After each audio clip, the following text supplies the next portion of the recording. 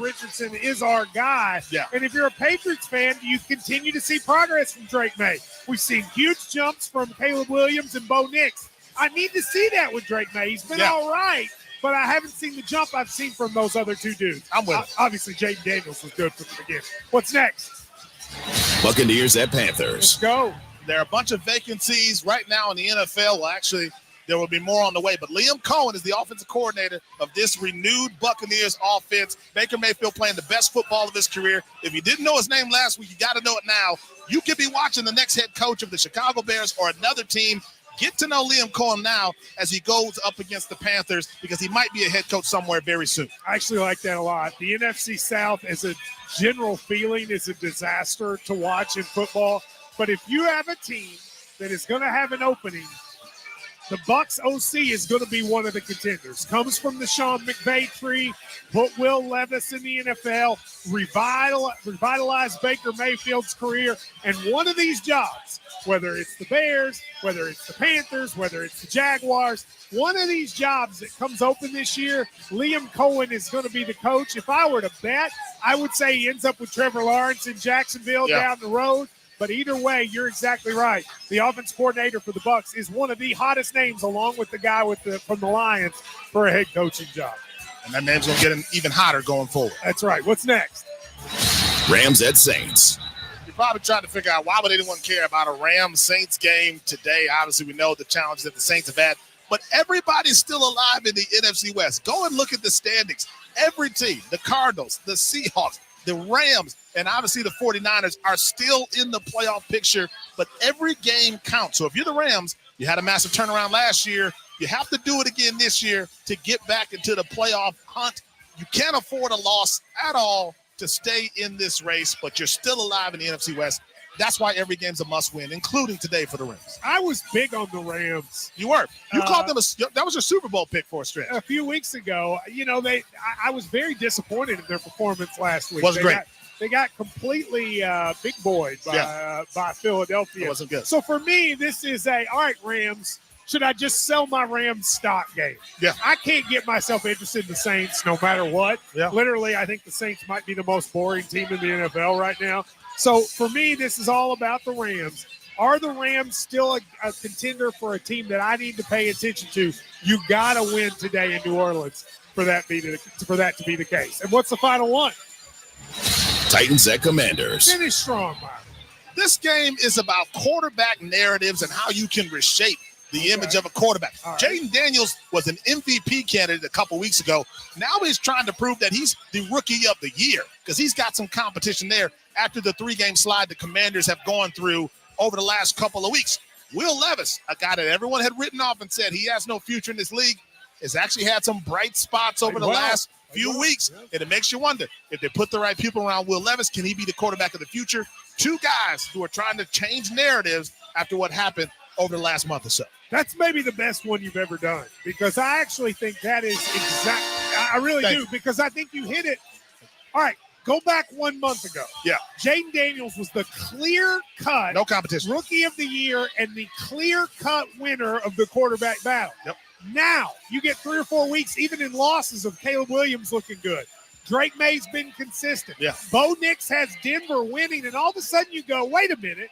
Is Jaden Daniels definitely number one? Yeah. And then you go to Will Levis, like a mocked quarterback in the first few weeks. And then the last few weeks, people aren't paying attention because they don't care about the Titans, but he's actually looked good. And Titans fans who had dismissed him are going, maybe he is our guy. Yeah. I think whatever happens if the Titans were to win and give Will Levis another victory, and the Commanders were to take a 4th straight loss, all of a sudden what you thought about both quarterbacks a month ago may look completely opposite 1 month later. Yeah, and I think that's why this game has some high stakes. Jaden Daniels has looked rocky at a lot of moments, and Will Levis, it's still a rookie deal. So if you're the Titans, you can say, let me go out and get another quarterback, fine. Or you go, we're not paying him anything. 2 more years to decide on him if you want. I mean, I thought that was over. Yeah. But he's looked good looked the better last couple few weeks. And if you go back to the beginning of the year, if he could just get rid of the dumb plays, he actually ends up having pretty good plays. Yeah. We are here in Cincinnati. Yeah, man. Somebody walked in walking on cloud 9. I'm listening to music. It's like they were like, that's some they're extra gonna be stuff in the air. talking about the Titans and Commanders. Yeah. Let's turn up that heat. There's some extra stuff coming into the I room, have no idea what this sounds like on the radio, but somebody just started smoking something in there's here. something. As I'm saying, somebody's on cloud nine. Stosh, put that away. Somebody just put that away. No, don't do that to an ESPN employee. Don't do that. Put that away. We don't have any substances here at ESPN Radio. It's the Bills Somebody and the 49ers. The Eagles and the Ravens and the smell of herb. That's all next here on ESPN Radio. Hey, it's Michelle Smallman, and coming up Monday, it's been a season of ups and downs in the NFL so far, and I'll tell you the one quarterback that I think will let us down the most. It's Unsportsmanlike, 6 a.m. Eastern, right here on ESPN Radio, ESPN2, and ESPNU. Hey, folks, when it comes to Christmas trees, don't get played by foreign plastic. Just like you wouldn't replace a prize QB with a mannequin. Don't replace American Farm Fresh trees with fake foreign plastic. These farm families are the MVPs of Christmas, growing champions right here on American soil. They're not sitting on the bench. They're out there every day growing real Christmas traditions. Make the winning choice, Farm Fresh Christmas trees, not foreign plastic that pollutes. Visit GetRealKeepItReal.com to find your local farm MVP. ABC Wednesdays. Y'all can play all day. We want books. We want paper towels in the classroom. Bet you want raises, too. I'm still waiting on the paper towels. Abbott Elementary returns with a new season. We asked the district for more after-school programs. They gave us $50 for class pets instead. Critics cheer. Abbott Elementary continues to be one of the funniest and most beloved shows on TV. What y'all doing out there? Taking bribes? Proud of y'all. Abbott Elementary, Wednesdays, 9:30, 8:30 Central on ABC and stream on Hulu. 97.7 ESPN The Zone. Eagle Masonry and Installation. It's right there in the name. Eagle is your one-stop shop for block, stone, or brickwork, monument signs, and outdoor kitchens and fireplaces. Eagle also offers the finest craftsmanship and insulation, including fiberglass or spray foam insulation, and of course, insulation removal. Philip Love and his team have years of experience, bringing the region the best in masonry and insulation services. For more information and a quote, visit insulatewitheagle.com or call 256-755-1556. Eagle saves you time. Eagle saves you money. Let's talk about the X's and O's of family entertainment. Every parent in Alabama knows the importance of being able to draw up an activity that'll get you out of the house for a couple of hours. But it needs to be affordable. It needs to be family-friendly. Above all, it needs to be fun. Now, let's talk about high school sports. Bang for your buck, school sports provide the perfect game plan for your family. You'll enjoy all of the drama and excitement competitive sports offer. You'll be supporting the future leaders of our community in a meaningful way. Best of all, you can take the entire family without breaking the bank. Heck, you won't even dent it. Now, enough chalk talk. Let's get out there and see what's playing at the high school in your community.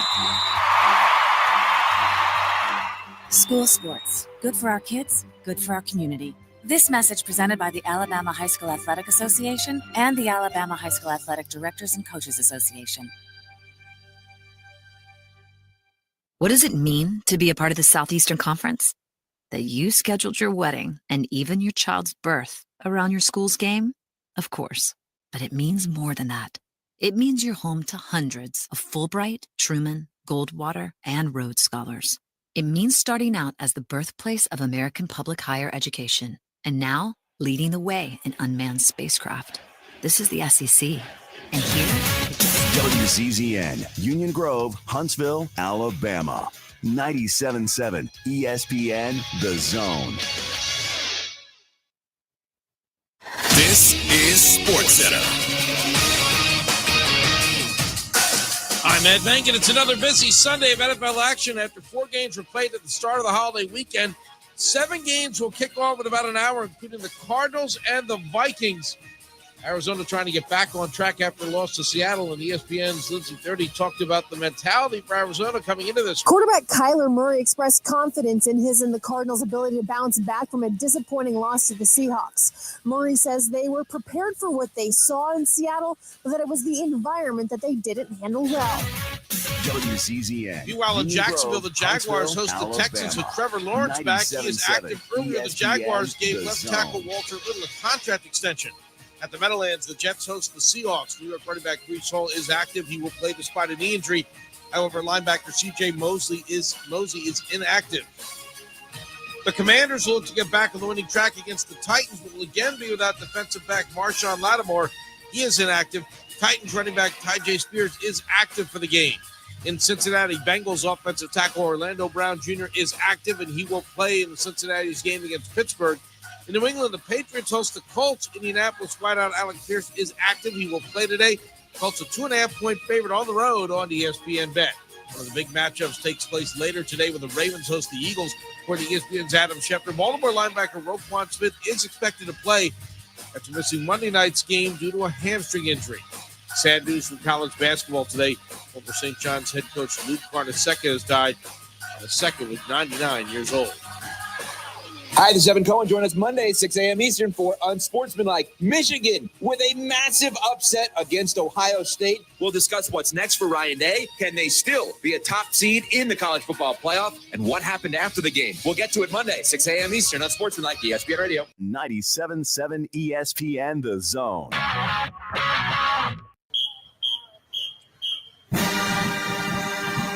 It's time for the Bama Recap Show, presented by Lawlers Barbecue. Call into the Neighbors Wealth Management Hotline now, 256-576-4977. That's 256-576-4977. Now, here's Drew DeArmond and Steve Moulton.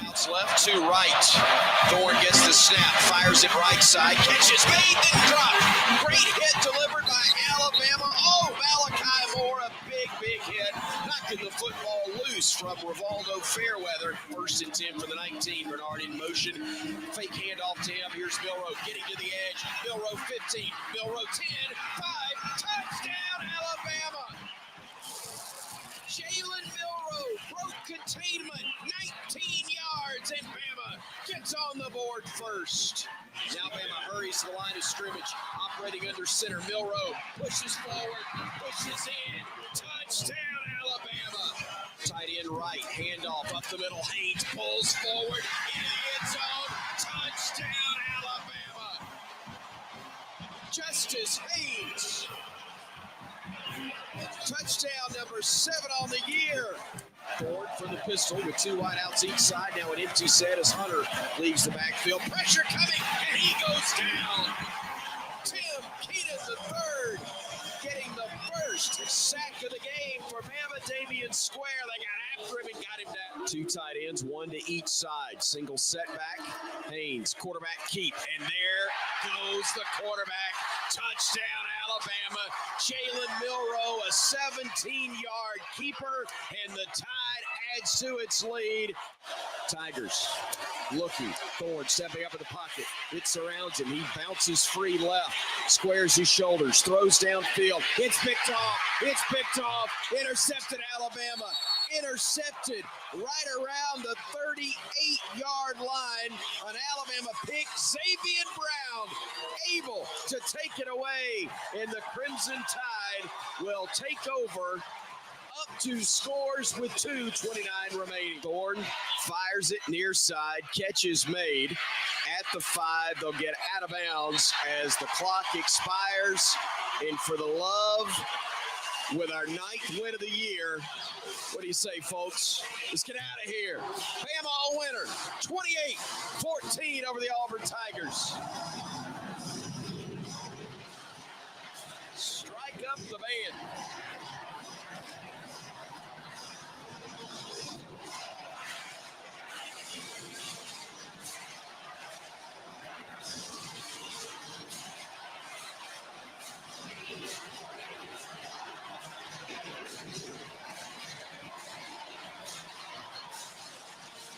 One more.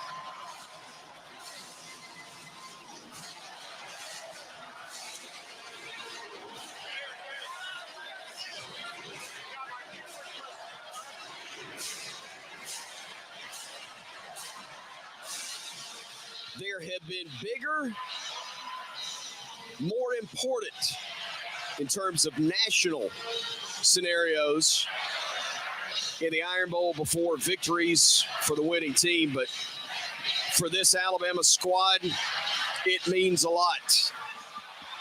It means you have at least a puncher's chance at getting into the college football playoff.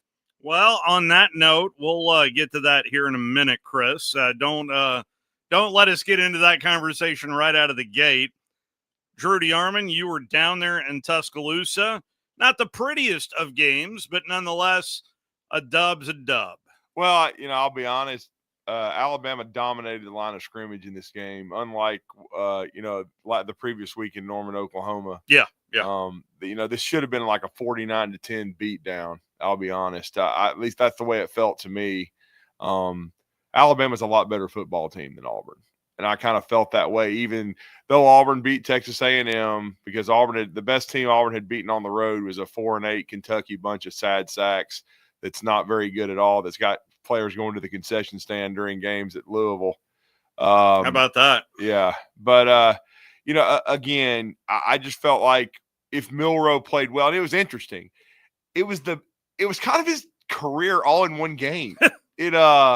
The good Milroe, which is really good, and then the bad Milroe, which is holding on to the ball too long. Really bad. Giving up a strip sack, forcing a ball down the middle that sailed on him and ended up being tipped and picked. And then,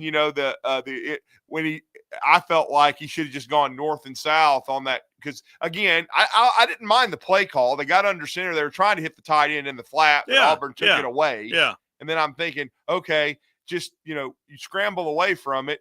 Just square your shoulders and go north and south and get the 2 yards, because it looked like it was there. But it did look like it was there. He tried to, as he likes to do, he tried to bounce outside, and then they hit him from behind and he fumbled.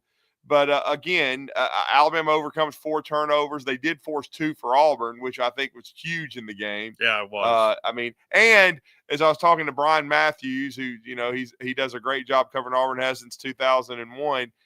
He's like, I'm going to have to come on the show, talk about the red zone, because that's where the game was won and lost. Alabama converted in the red zone, and Auburn could not. 4 of 4, 2 of 3. And then you talk about play calling. 10 carries for 55 yards in the first half for Jarquez Hunter. In the second half, he has 3 carries. Yes. I'm glad you went there, because I know they were behind 28-6, but it still was like, that's your guy. That's your guy. He's the best player on your offense. If you tell me Jarquez Hunter has 13 carries, I know what's happening. Yeah. Auburn ain't winning. No, and I thought Alabama was better against the run. Thorne made a couple plays with his legs, but I thought they did a better job. And the thing is, we didn't get a chance to talk to Malachi Moore after the game. But just watching him play in that last game, and I asked Milroe this, I felt like Alabama took it personally. Mm-hmm. Because, look, Auburn is a 5-6 football team that's never won anything, sitting there talking junk the whole week. Because, see, I'm going to tell you this, Steve. I'm wearing black here today because it was DeMarcus Riddick's funeral. What'd he do? He had two tackles, and I watched Jalen Milroe. He is a freshman. He is a freshman. Run straight past him. So I think maybe Mr. Riddick needs to learn to shut his mouth and let his pads do the talking. Hopefully he'll be a little humbled after getting his ass handed to him the whole game. But that's basically what happened to Mr. Riddick. He did zip. I'm going to give him a pass just because these are high-level athletes that are used to winning, and he is a freshman. And listen, I know in the NIL world that I'm probably getting people pointing at the radio or looking at YouTube or whatever saying, well, we can, of course, I by all means, we can go here, but I'd like to give the kid at least a little bit of leeway just because he is a freshman. I just bottom line. Now, did Alabama look like a playoff football team yesterday? When you see what else happened around the country, I believe so. Now, I don't think they should host. I think they should be on the road. But I'll just say this. I heard people making cases for South Carolina over Alabama. You cannot do that. No, that is not possible. No. Because head-to-head has to matter, okay? Alabama beat South Carolina. I congratulate the Gamecocks on beating Clemson. That was a great game to watch. I watched it from stem to stern, and Clemson had opportunities to kind of step their foot on the neck of the Gamecocks, and they didn't do it. And that is why Sellers is special. He really is. I mean, he's a great player. I mean, he once he matures, they'll be really good. I didn't see this coming. And I'm talking about when we were in Dallas that South Carolina was going to be a 9-win team, especially in this deep of conference. Yeah. I really didn't see it. But I will say this. I think Shane Beamer deserves some Coach of the Year votes. I agree. In the top 3 anyway. I agree. And especially after they got boat raced in their own backyard against Ole Miss. And I really thought at that point, you know what? Shane may be in trouble. Well, think about this, though. We've been talking about Clark Lee and everything, and they are going to a bowl game. But think about it. South Carolina went to Vandy and won 28-7. So I'm not even sure. If I had a vote right now, I would probably vote Shane Beamer Coach of the Year because correct me if I'm wrong, they went 5-7 last year. They weren't very good. That's right. And there was some talk about they're on a 6-game winning streak, I believe, right now. There was talk that he would be on the hot seat if they didn't have a good year this year. And the expectations, we talked to David Cloninger in Dallas, they weren't high. It was like get a 6, maybe 7. Maybe 7 in a perfect world. This is beyond the realm of comprehension what they've done. And so, sidebar, media got it right there in Dallas. Yeah. The prediction was Georgia versus Texas. You're right. So, media got it right. Mm-hmm. So, we're going to see that coming up. And by the way, you'll be able to hear that game right here on 97.7 ESPN The Zone. This is the standings. Let's see here. Texas at 7-1, Georgia and Tennessee each at 6-2, Alabama, LSU, Ole Miss, Missouri, South Carolina, and Texas A&M all at 5-3. Goodness gracious. That is quite the logjam there at 5-3 between Bama, LSU, Ole Miss, Missouri, South Carolina, and Texas A&M. Florida, that was an interesting game to watch with Florida State. They end up at 4-4 in conference play. That's the only 4-4 team in conference play. 3-5 belongs to Arkansas, Vanderbilt, 2-6 for Auburn and Oklahoma, Kentucky at 1-7, and Mississippi State, the lone winless team in conference play as they end Coach Levy's first year at 0-8 in SEC play. But honestly, if you just want to talk college football playoff, I think there's one scenario and one scenario only that could bounce Bama. And that is if Clemson wins the ACC championship game. To give them 2 bids because then SMU and Clemson. So you need to be rooting hard for Rhett Lashley. Yeah, I agree with that. I think if SMU wins, they're a 1-bid league, no question about it. And then I still think the Big 12 should be a 1-bid league. No matter who comes out of there. And then Alabama's a 3-loss team, but like I said, they got a better resume than Ole Miss. Ole Miss played nobody out of conference. I mean, 0. Thought I was going to see better fight out of Miami late. Didn't. No. And look, I hate to say this, but Miami should have lost 4 or 5 games. Absolutely. I mean, they got bailed out by Louisville. officials. I don't know how many times. I mean, they're not a college football playoff team. No, nowhere close. I love Cristobal as a recruiter, but he can't coach his way out of a sandbox. I mean, he's a joke. And I've met the guy. I like him as a person, but I'm in this business to tell you the truth and tell you what I think. And he's just not an elite head coach. At least for the money they're paying him. They're paying him $8 million a year. And so that's what it took to get him out of Oregon. So I just think, and now we have the question about Ohio State. I think they're a college football playoff team. They are. And then they are. And it's like I told you, I don't think it really changed anything for the Big Ten. It just it just rejiggered. It just Indiana, Penn State. I mean, think about the ROI right there. Return on investment. Yeah. And you're not even playing in the Big Ten championship game. Yeah, that's what's embarrassing. I mean, that's humiliating. I mean, I could not believe Michigan won that game. To me, it just goes to what I've said a million times. I don't care what Ryan Day's record is. He's not an elite head coach. And if his agent was smart, he'd be planning an exit strategy like Gus Malzahn and getting him the hell out of town and getting him a head coaching job. How about that headline yesterday? Somewhere else. Well, that's all that everybody talked about during the first half of the really? Gus. Old Gus Bus. I mean, on his way Mike to Tallahassee. 2-10, and he's hiring Gus Malzahn, who was relevant 15 years ago with his offensive acumen. Is this the equivalent of Tommy Tuberville hiring Tony Franklin? This was the equivalent of Tommy Tuberville leaving Texas Tech for Cincinnati. I mean, get out of town. I mean, good Lord. If I'm not going to lie, I told Brian Matthews, I said, I thought it was fake. So I had to see if it was from Richard G. West. I had to try to make sure. That's very fair. No, when I saw, even when it came up on the crawl down below on ESPN, I'm like, I don't know if I'm buying that. I really don't know. And Brian covered him his whole career. He said, I love the guy. The players like him. His wife is spectacular, but he hasn't changed much at all in 15 years. And now Norvell has to win, Steve. We know this. He has to win. Yeah. And so he hires Gus Malzahn. I mean, and now I'm just waiting for him to hire Travis, T. Will as his defensive coordinator. Well, he might be available. I mean, trust me. He might be available. I respect Trey Biddy on the Arkansas beat more than anyone. Mm-hmm. God bless him, and I pray he got home phone okay. Yeah. He drove 30 miles per hour and went and covered. Drove? Yes, he went and covered this game, Steve. In I Columbia, saw Basil Missouri. there. Oh, you should.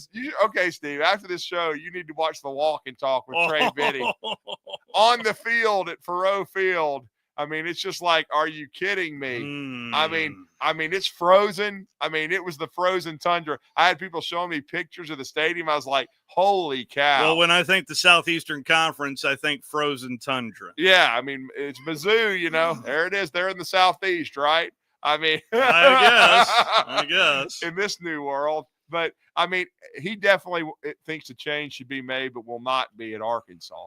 So if you're T. Will and Florida State needs a defensive coordinator, and we know they do, I mean, Gus Malzahn's going to probably be stumping for the guy who worked for him at UCF, and I think he's a good young coordinator. So it'll be interesting to see if his name, kind of comes up at FSU. So some teams that have locked it in already. Let's just go ahead and go down this rabbit hole. And certainly if you want to call in, you can do so at 256-576-4977. By all means, if I'm missing something, please let me know. But I am thinking the only way Bama does not make the college football playoff is if Clemson wins the ACC. I don't know if there's other factors going in here or not, but that's at least my opinion. Notre Dame is in. Yes. Oregon is in. Yes. Texas is in. Penn State is in. Georgia is in. Yeah, you buy that even with the I will say L this, and the SEC? Yes. And I think probably Indiana still is. Indiana is in. Tennessee is in. Ohio State is in. SMU.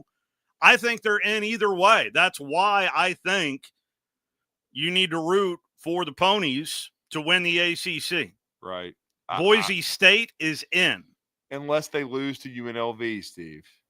Now, if they lose to UNLV, then they're done. Then they're done, and UNLV is in.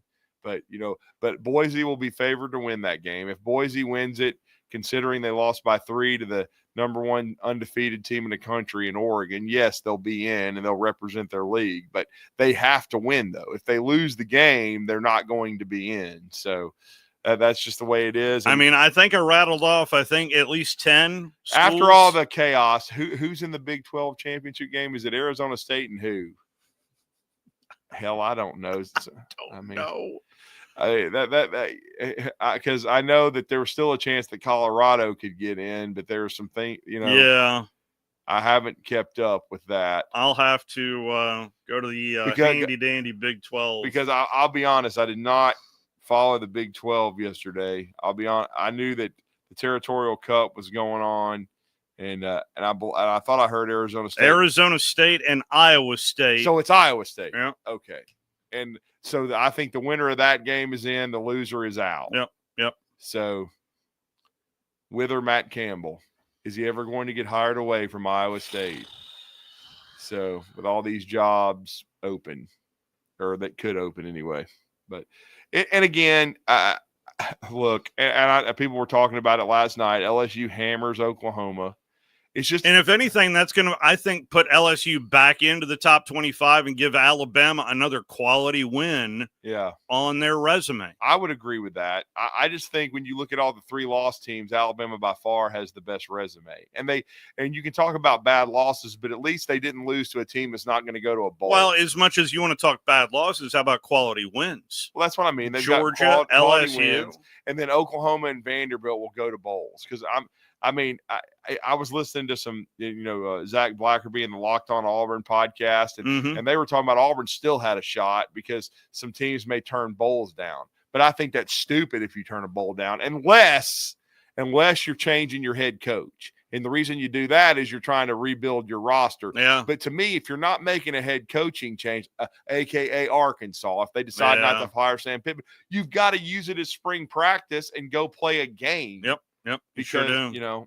And again, there is some kind of core that it would be on that roster, portal or no portal, that you could build around. Yeah, but, but it's going to be interesting. There is a lot of work that needs to be done down there on the plains.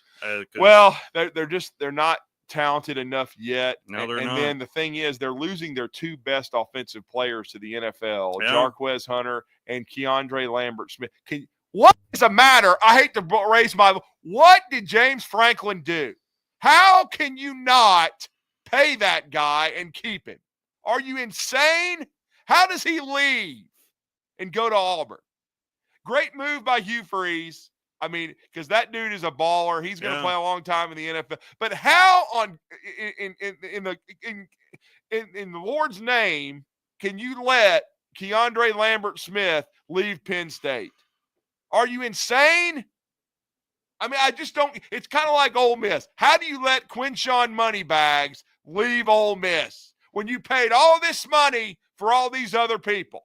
Now go enjoy the whatever bowl. The Cheez-It Bowl, Citrus Bowl. The Mayo Bowl. Whatever. Somebody told me the Cheez-It Bowl is now the Citrus Bowl and that they're together. How can you combine citrus and Cheez-Its? I wouldn't want to do that. I don't know. I'm just saying I can't keep up with all the damn sponsors. That would be bowls. Followed by the Tums Bowl right there. But I mean, but I just tell you, I mean, how can you let Keandre Lambert-Smith leave your team though? I don't know. Unless now, if he left a group of 5 team, I can understand. Yeah. But he's at Penn State. Yeah. How can you?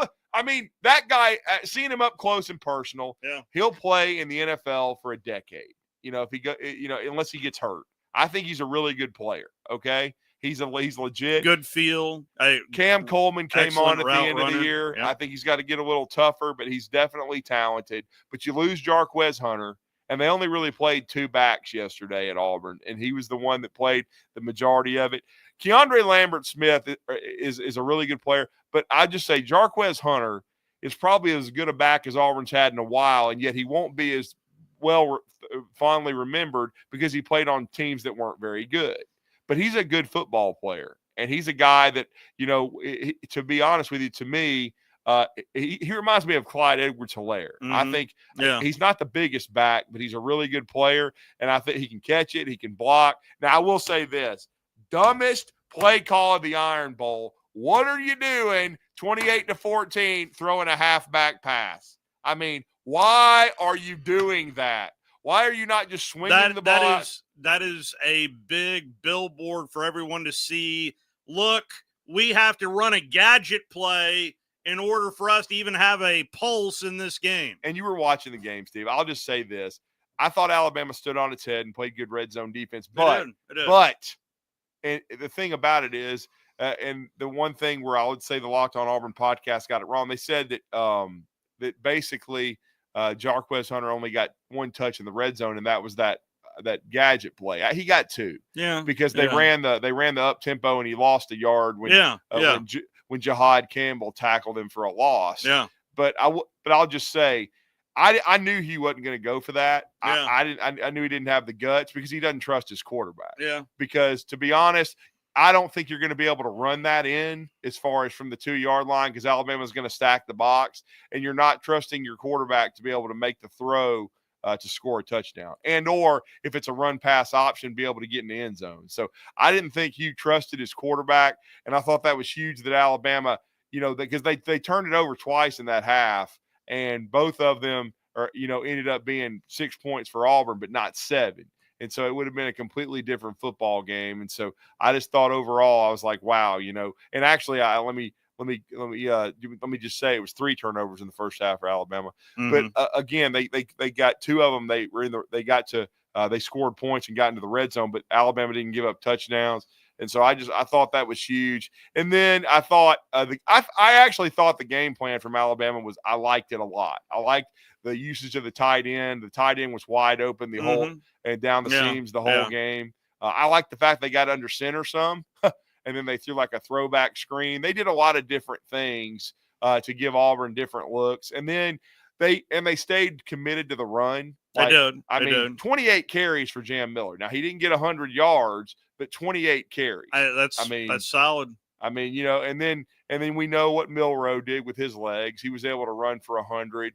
And then I did think Ryan Williams had his worst half of football in an Alabama uniform in the first half. Yeah. Because that throw from Milroe was right there. Plenty good enough. It was right there. It was either a touchdown or you're at the first and goal at the 1. You couldn't ask for a better, dropped it out of the air. Because he got the separation. You got to make that catch. And then, and then, of course, I thought he slipped down on the end around. That's right. You got to keep your feet there. Yep. And then he did he called a fair catch and then tried to run. Yep. I mean, I just thought overall it wasn't freshman. Yeah, it wasn't the best game for Ryan Williams. Oh, no, I'm sorry. We don't say that about Ryan. 17 years old. Well, 17 years old. He is. I did text our senator yesterday as well because I'm betting he got a lot of pictures of thumbs. Oh, boy. Yesterday. Our coach / Senator Tommy Tuberville. All I said was, hang in there, Coach. I'm guessing a few thumb pictures are heading your way. Huh. Well, that is 5 in a row for Alabama. First time since the 70s, since the 9-year streak for Coach Bryant. Yep. That was snapped in 1982. And kudos to Coach DeBoer winning his first right out of the gate. So there's that as well.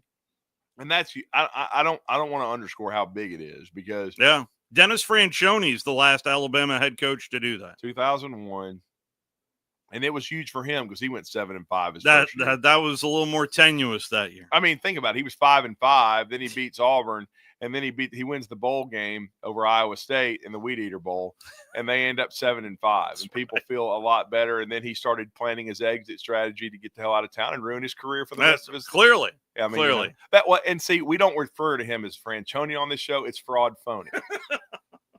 Because that's exactly what he was. 256-576-4977, the telephone number. Good morning. You're on the Bama Recap Show presented by Lawlers Barbecue. I had some Lawlers Barbecue yesterday. Who's this? You got B. Rich and Carrie headed northbound from Titletown. Hey, B. Rich, what's going on? What's going on, Carrie? How are y'all? We're good, man. Traffic's horrendous. I don't know if it's really coming back from the herb. Dang. A Sunday at 11:30 and traffic's awful? It's awful. So, prayers. I hope there's not a wreck out there or something. Go ahead.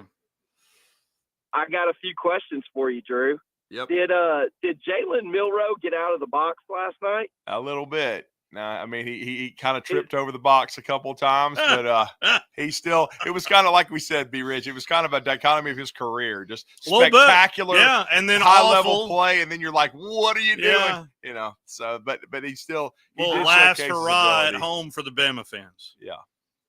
I saw him get out of the box. Is he faster? Is he faster than DeMarcus Riddick? He looked a little fast to me on that touchdown. Well, I look like to me DeMarcus needed some KO Pectate or something, man. And is DeMarcus 0-1 against Alabama now? Yeah, he's actually lost a rivalry game. He's 0-1. So he was 0-3 on all his predictions, but man, Drew, I thought the atmosphere last night was absolutely awesome. I want to thank Auburn and their freshmen, with their mouths and their Twitter fingers for adding all the motivation I thought Alabama needed. I have no idea why they ran their mouth going into this game. Alabama was wounded, but watching them play last night, they played with extreme effort and physicality. thought Malachi Moore and Damani Jackson for some defensive backs absolutely brought the wood last night. I mean, they played amazing. I thought it was a typical, rivalry Iron Bowl. It was amazing. I thought they played really, really well. And you guys touched on it. Milroe pretty much summed up his career in one game. And I'm starting to get the feeling that we were watching Jalen Milroe's last game in Alabama, in an Alabama uniform, barring if they make the playoffs and all that stuff. Yeah. I think it was his last home game for sure. But I think Jalen's probably either going to take his shot at the league or maybe be encouraged to move on. So I'm not trying to dog the kid or anything like that, but you take away those 3 turnovers that he was directly in charge of, and that's not even really a competitive ball game. No, it's 49-10. Yeah. It's a beatdown. Yeah. Absolutely. I was a little frustrated at points, but I mean that's Jalen Milroe's career in a nutshell. And I'm not trying to knock him. I think he's a great kid. He's always represented the university well, and I wish him nothing but the best. But I think a lot of people are ready to see next year how this offense will operate when we take out the mistakes and we can actually get a little deeper into the playbook and stuff like that. But hey, last thing I want to tell y'all, that I thought the first 2 drives coming out of the locker room, there's been a lot of criticism about halftime adjustments. Yeah, those 2 drives were amazing. Beautiful, the play calling, the scheme, everything. So kudos to the staff for making some halftime adjustments, and maybe we can sneak in this thing and cause a little chaos and all that stuff. But great Iron Bowl, great atmosphere. Kudos to the crowd, and I appreciate you guys taking my call. Hope y'all had a happy Thanksgiving. You too. Happy Thanksgiving, be rich. Safe travels. And I'll just say this too. I think we may have seen the last of Elijah Pritchett because Formby played a lot in that game at right tackle, and Pritchett's kind of I'll quote the late great Pat Dye since it was the Iron Bowl. He looks like Tarzan, plays like Jane half the time. So he's a talented guy, but he makes a lot of mental errors. So Drew, now that we are at the end of this regular season, is it very fair to say that Kalen DeBoer was tied to Jalen Milroe? Yes, absolutely. He had to be because you're trying to keep your roster together. Yep. You did lose Caleb Downs and Isaiah Bond and guys like that, and even Trey Amos. And guess what? Trey Amos had as good a year as any of them when he left. I mean, he went to Ole Miss and was he was playing well late last year too. Maybe a first-round pick. So, you lost all those guys. And so you had to keep your roster together. And so I think that was very, very important that he was tied to 9 wins. Because look, man, when you inherit a team that you nearly played for the national championship, and Jalen Milroe was that quarterback and led his team to an SEC title, you can't make a quarterback change, in my opinion, there. You have to make it work, and I think he tried to make it work. And I was told again, like I told you, Steve, we were down there in post-game. I didn't watch the TV broadcast, but that Hugh Freeze waited for a while after the post-game, the festivities at midfield to make sure to congratulate Jalen Milroe. And I thought that was very interesting. I thought, well, is he trying to plan an exit strategy and really shake up the state of Alabama and try to entice Jalen Milroe to come to Auburn? Because that would be something there. I mean, that's all I could think about, how, diabolical Freeze is. What do you I mean, he's got a year of eligibility left. Now, I'll say this for Jalen Milroe. I don't know how much he can improve in a year. You know what I'm saying? Under Hugh Freeze. And he improved a little bit, each year. I thought he took some steps definitely last year after a slow start. This year, I thought at the beginning of the season he was playing better. He hit a wall, and then he played some decent football down the stretch. Did not play a great second half against Oklahoma. That was terrible. He did not play well against Tennessee. And then he was up and down in this last game against Auburn. But, I mean, he did some good things. There's no doubt about it. 20 touchdowns, 700 rushing yards, nearly 2,700 passing yards. But he threw 10 picks. Yeah. I mean, to me, though, when I look at him, And again, I thought Jalen Hurts, he improved the year he stayed at Alabama as a backup and went on to Oklahoma. Is there any Saban era quarterback you would take above Jalen Milroe? No. Or are you saying? Well, my bad. I thought you were going to say is Milroe above any other Saban? Is that now how I asked it? No, you said would you take any other quarterback ahead of Jalen Milroe in the Saban era? In the Saban era, yeah, all of them. All of them. Yes. All of them. Yes. So even Blake Sims. Yes. Oh, no question. He's a much better No. That's passer. the one name that you would get much better passer. No, much better thrower of the football. After seeing all this, and that's what and that's why I apologize. I thought that's what you were about to ask me. Yeah. Would he be ranked above any Saban QB? Or which ones? Maybe I misworded. That's my bad. No, it's all good. I just thought you were going to say, would you rank him above any Saban QB? I would not. I think he's at the bottom of the totem pole. He does have an SEC championship. He does, and he put up some numbers. There's no doubt about it. But I'm just saying, I've watched his entire body of work now, just about. Yep. And he's so hot and cold, so streaky as a passer. I thought, from a passing standpoint, now he had the 2 fumbles and then the 1 interception where it sailed on him a little bit that I think he probably should have just thrown that ball away. Okay. Or if he had just, I will say, if it had been a little bit, it was his worst throw of the night. If he had thrown it a little lower, I think, to me, Jeremy Bernard, who's a dog, by the way, in a good way, if he could have high pointed it and caught it. Yeah. I really thought, from an accuracy standpoint, that Milroe threw the ball well last night. Yeah. I thought and for the most part, he tried to climb the pocket, which is unusual. He usually does not. He usually retreats. I thought he threw the ball well.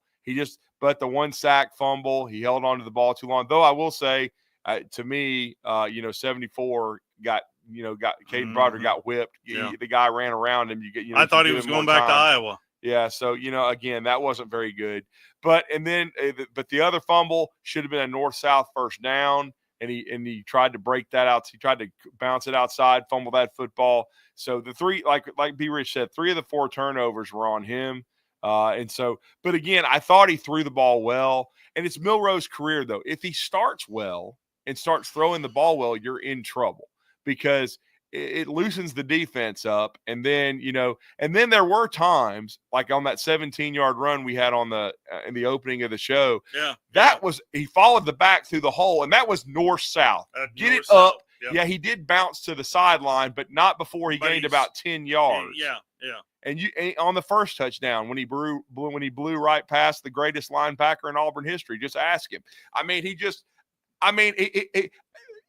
And Riddick is a good athlete. He can run. He blew straight past Riddick. Yeah. There was no chance once he went north and south and hit the sideline. So I think he's talented, but I just think he has so much work to do as a passer. But I'm just saying, in one calendar year, I know we saw Jaden Daniels make a huge jump at LSU, but he reminded me more of Jalen Hurts. He was throwing the short and intermediate stuff well. He needed to work on the deep ball. Milroe is the exact opposite. Yeah. I still think he should go to the NFL, roll the dice if his grade comes back first or second round because of the way the NFL is right now with dual threat quarterbacks. But I'm going to tell any organization out there, if you're drafting Jalen Milroe, do not play him as a rookie. Sit there and work with him every day and draft him, sit him behind a veteran and let him learn. Let him learn, man. That's what you got to do. I think Baltimore would be the perfect scenario. Yeah, with Lamar Jackson. Let him learn behind him. That's to me what you should do. Milroe is talented enough. He's going to get a chance in the NFL because of where the NFL is right now. But he's got so much work to do. Yeah. And I agree with you. Going to play for Hugh Freeze. Hugh Freeze is not a quarterback developer. He is not. He's a play caller just like Gus. Understand this. He's not Sark. Sark is a quarterback whisperer. Okay? This dude is not. He is not. I think Kalen DeBoer is a quarterback whisperer. He is. But it's one of those things where you only can work with what you got. Exactly. And Milroe's biggest weakness is from the neck up and processing. Yeah, I would dare say physically he will blow them away at the combine with his arm strength and with his ability to run, when he does the 40 and when he does the weight rooms, I mean, he looks like $1 million. He's going to be at the NFL Combine. That he is going to show out. He's too enticing for somebody at the worst. Yes. At the worst, not to take him in the 3rd round and try to develop. There is some Indianapolis Colts or whoever organization out there that's going to fall in love with Jalen Hurts. If Anthony Richardson can get drafted 3rd overall, thank you. I would take Jalen Milroe over Anthony Richardson any day of the week. I mean, I know Anthony can do a backflip, but I don't give a crap about the rest of it. I would dare say you could, at least from what I've seen out of Jalen Milroe, this room that I'm actually broadcasting in reminds me a lot of Jalen Milroe because this room is very low ceiling. The floor is very low. It's not exactly very roomy in here. Right. But it gets the job done. Usually. And I'll be honest with you. The scenario you went over with the Baltimore Ravens and Lamar Jackson. That'd be the perfect fit. See, here's the situation. It was several seasons that Aaron Rodgers waited behind Brett Favre. That's right. I think that would be an advantage for Jalen Milroe to wait. Now, his dad might have a coronary. But I mean, I still think for his long-term future, that would be the best for Jalen Milroe. Well, and I'm also thinking about the Baltimore organization, too. It just feels like they have a good owner, good general manager, an excellent head coach, and people that know what they're doing. Yeah. But anyway, but I mean, what if Jalen Milroe decides to come back? Well, I mean, he could make a lot. See, I had people asking me that this week, like, well, if he leaves and he doesn't go into the draft, where's he going? I'm like, where's he going? I was like, he's going to have suitors. I said, for one, the Michigan Wolverines, they don't really have a quarterback, and they could wait. They could. Do you think Jalen Milroe's coming back? No, I don't think so either. Not to Alabama, but I think that's why he took a victory lap. I mean, but Bryce Underwood. Maybe he's not ready as a freshman. Maybe you have to bring him along for a year and play him behind a veteran. Or USC. I've seen stuff about USC. Look, he's already done it once at Oklahoma. Lincoln Sharman here. He could do it again. You never know. Man, they fell on their face pretty good yesterday. They've been falling on their face since they've hired the guy, Steve. I'm just saying. They beat LSU. I know. They beat LSU. I know. But Bama's burning. That's what Smusk's going to say. Yeah. Bama's burning. I'd love to burn and be 9-3 and beat LSU like a yard dog in the place that they own. Don't forget, sidebar here, I did want to dive into a little bit of Wednesday. Wednesday is National Signing Day. Yes, I'm going to let that sink in. Wednesday is National Signing Day. And as of right now, your 247 composite rankings have Georgia 1, Bama 2, Ohio State 3, Texas 4, Auburn 5. Those are your composite rankings as it stands right now. 256-576-4977, the telephone number. Good morning. You are on the Bama Recap Show presented by Lawlers Barbecue. Who's this? Man, this is Brandon. What a weekend. Woo. Lord. What a weekend. I'm riding around in this Civic of mine with 3 full propane bottles in the trunk, and I still think I'm in better shape than Ryan Day. Well, I probably would too, unless I was. He's probably like Otis Campbell on the on the Andy Griffith show. Yeah. Just lock yourself in the jail and just have at it. I got some hardcore Ohio State friends, and I sent them a message yesterday, and I said, and the response I got back was that video of the raccoon jumping off the hood of the van while those people were going down the road. Yeah. And that was it. And it's been radio silent since. And then this morning I said, y'all are still going to the playoffs. Yeah, they're still firmly in the playoffs. And I got a response that said, please kill me now. And I'm, golly. I mean, they are so done with this guy. And I think Moulton, I can't remember, were you with us at the Braves game earlier this year? Yeah. With the Ohio State people in front of us that were like, dude's a loser. He's never going to win anything. I remember that. We hate him. Yep. Yeah. I thought, no, this team's going to be pretty strong. You got housed at your place after spending all that money by 5 and pushed 7. Around pretty good. Yeah, after however many million I mean, I was stunned. I couldn't believe. I mean, because Michigan is just a decent. Well, I started to football team. believe, and then they were just pushing them around. Yeah, I mean, but I have always thought since Ryan Day took over that Ohio State was soft. Okay, I don't think they're a physical football team. And then, like the running joke in the press box too was that Kyle McCord was the happiest man in college football because he led the nation in passing, and he beats Miami at Syracuse and goes 9-3. And then the sad sacks that told him to go away still can't beat Michigan. And then they don't even play in the Big Ten championship game. I will say this, if it wasn't for the expanded college football playoff, I'm not sure Ryan Day would have a job right now. They probably would have fired him in the locker room. I think I saw Brett McMurphy ask whether or not they want John Cooper back. He went 2-16 or something against Michigan. It was awful. I mean, and John had some talent, but they could never beat Michigan. Well, this idea, people are like, they can't fire Ryan Day. It costs too much money. Texas A&M spent, what was it, $80 million in that getting rid 76. of Jimbo Fisher? Yeah, in that 76. Yeah. Okay. Okay. What's $4 million between friends? Yeah. Don't tell me they ain't got the money to get rid of him if they want to. Because his buyout's what, $37 million? I think it's what I said through last night. Yeah. They got rid of Jim Tressel over tattoos, bro. Really? That's what I mean. Look at that crap then, and then look at where we are now, where teams will pay $50 million. I don't know how much Auburn's still paying for their last 3 fired coaches. I think Gus is finally off the payroll. I think Gus. I think he's off the payroll. Yeah, they're probably still paying Harsin. Yeah, they're still paying. They're not Harsin. making up stories about him. Well, hell, the Dodgers are going to be paying players when Drew's been dead for 20 years at this point. Well, that's true. So, yeah, Lord, I hate the Dodgers. But I mean, we're looking at what's going on in football, and I tell you something else that's going to something's going to have to be done about it, and it's going to have to be heavy-handed. This whole idea we're going to take our flag out the middle of your field and plant it. That's got to be like $1 million fine. That's and so then just say you do this, stupid. that's $1 million.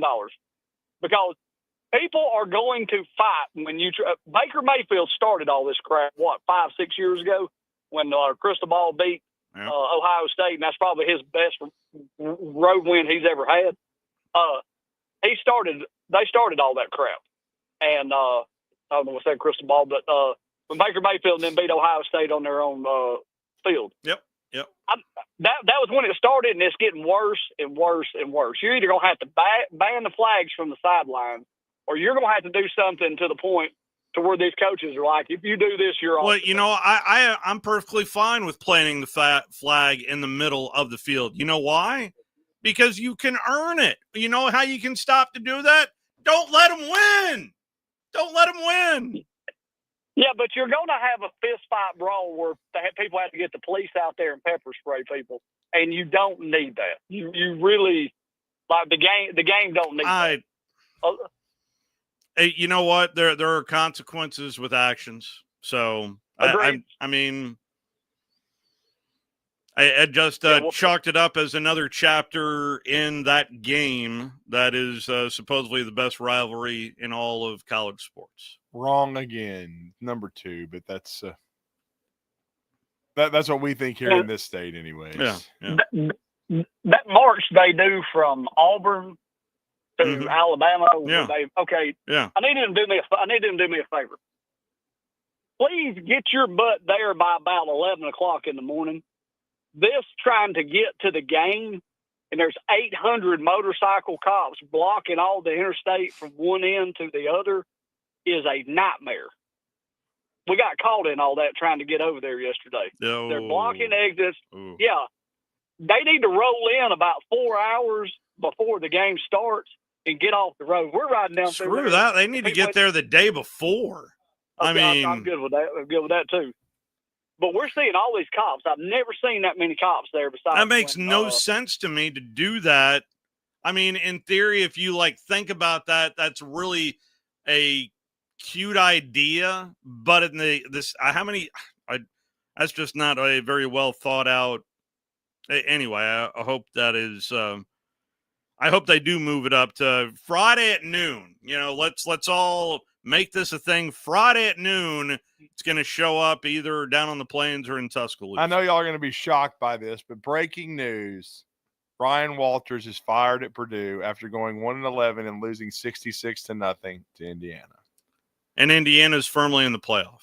Yeah, there you go. Even though they played nobody, they beat nobody. I mean, if anything, I'll pivot over to here. If anything, I would advocate fewer conference games in the Southeastern Conference. I know David Cutcliffe has been a big proponent of 8. Why not play like 6 conference and games? And again, let me just say this. I'm not going to be shocked if Indiana beats Penn State. Let's just schedule a bunch of non-conference games from Boise State to UTEP to whoever, and just... I'll just say this. If Indiana wins the Big Ten championship, they got to let John Cougar Mellencamp give them the trophy. They got to. That'd be pretty cool. That'd be pretty cool. Yeah. I'm in. Yeah. All right, Brandon. Appreciate the phone call, Thank sir. you, Brandon. Be safe. Roll Tide. Thank you, sir. We do need to sneak in our one and only break. I did want to go over National Signing Day coming up on Wednesday. It is hard to believe because Hugh Freeze kept talking about it in the post game. Oh, I'm sure he was. Because they got to keep the class together. You know, they're trying to sign another top 10 class. We'll be right back. Log on today, 977ESPN.com. Here in North Alabama, barbecue is a part of what makes our home so special, and great barbecue from Lawlers makes it just that much better. Since 1978, Lawlers has been serving up their delicious barbecued pork, ribs, chicken, ham, and turkey for generations of family get-togethers. Recognized as the best barbecue joint in Alabama for 2 years in a row, Lawlers is thrilled to share their award-winning barbecue for your next family meal or catered event. Order online or stop by any one of their 14 area locations. Lawlers Barbecue, cooked slow, served fast. The 2024 SEC Football Championship game. Back to throw over the middle into the end zone. Gone! Touchdown! Loose on the turf. Longhorns have it. Ball game. Join us Saturday in Atlanta as the Texas Longhorns and the Georgia Bulldogs fight for the SEC Championship. And we are moments away. And as you might imagine, the energy level is super high. Kickoff is at 3 on your home for SEC football, the SEC Radio Network. It all comes back to money. Visit our store right now at zonedeals.bigdealsmedia.net to take advantage of all the best deals in the Tennessee Valley. Or just go to our website, 977ESPN.com, and click on the Zone Deals logo to start saving right now. Now, as to the price. These deals won't last long, so get yours now. Zone Deals. You'll thank us later. A man who could easily afford to buy a vowel. Here in North Alabama, barbecue is a part of what makes our home so special, and great barbecue from Lawlers makes it just that much better. Since 1978, Lawlers has been serving up their delicious barbecued pork, ribs, chicken, ham, and turkey for generations of family get-togethers. Recognized as the best barbecue joint in Alabama for 2 years in a row, Lawlers is thrilled to share their award-winning barbecue for your next family meal or catered event. Order online or stop by any one of their 14 area locations. Lawlers Barbecue, cooked slow, served fast.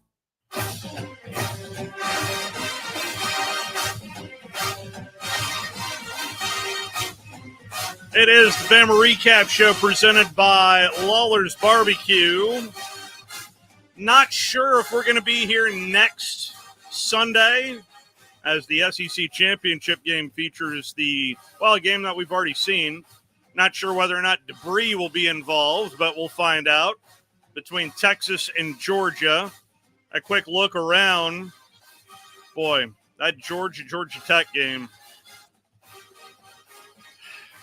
Georgia really had How did y'all win that game? Really had no business winning that game. I mean, really had no business winning that game. I felt bad for Haynes King. Yes, you can tell but anyway, Georgia survives, and I mean survives.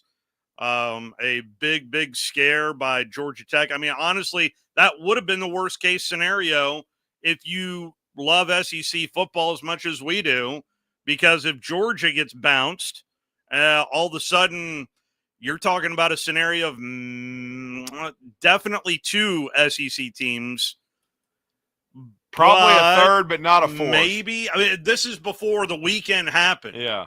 But I did want to get to National Signing Day. Bama's class is right now ranked second with 22 commitments.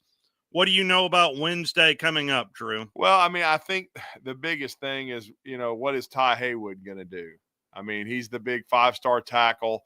He's talking about potentially waiting until February because the Michigan Wolverines are coming with a strong NIL offer. They need to keep him and then put, Elijah Pritchett on the road and then have Haywood and those guys learn under Formby and of course, Caden Proctor.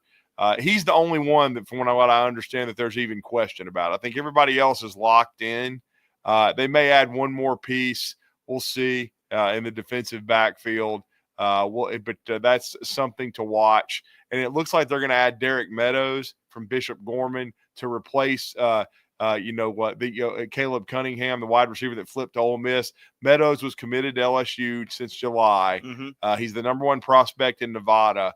But he decommitted once Bryce Underwood went to Michigan. There was some thought he might end up with the Maize and Blue, but it looks like as of yesterday afternoon that he's very likely going to sign with Alabama on Wednesday, which would be big. He's 6'5", Steve, 6'6", wide receiver, a top 50 prospect overall, and he would replace Caleb Cunningham. Is he considered as good a prospect as Caleb Cunningham?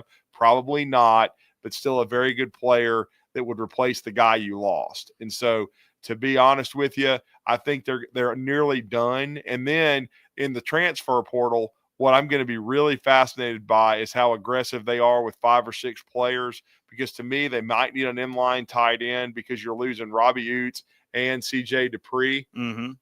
Josh Cuevas is more of an H. He's not a big-time blocking kind of guy. So we'll see how some of these and what they think of some of like Danny Lewis and some of their younger tight ends, the progress they're making. But if you can go find a dude who wants to play in a winning program who potentially doesn't like where he's at, I could see a tight end maybe being of interest to Alabama. I could see a middle linebacker because Deontay Lawson, you got to find out what he's going to do, even though he tore his ACL. Jihad Campbell almost assuredly is gone to the NFL. Do you go and find one of those? And then, to be honest, you need to find a couple of defensive linemen, and then you need to find a defensive line coach.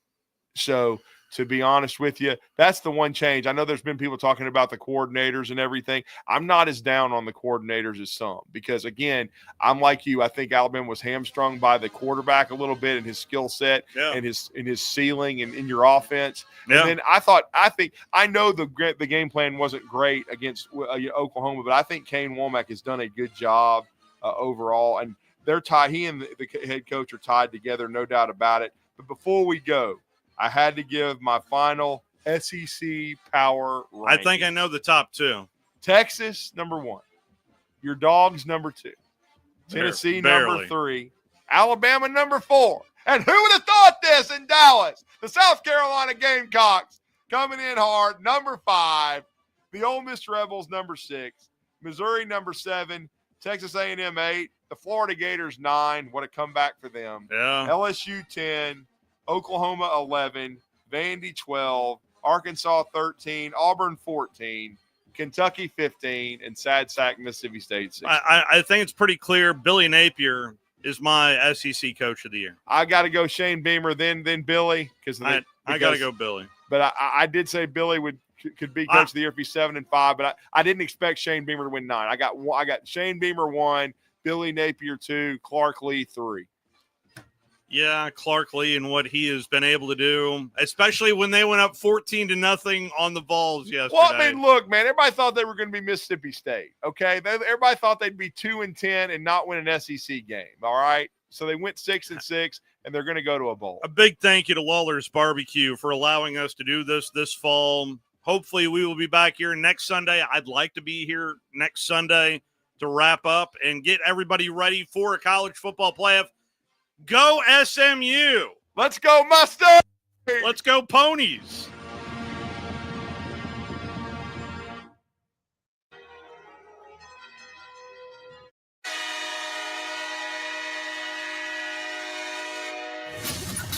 It's time for kickoff on the Atlanta Falcons Radio Network.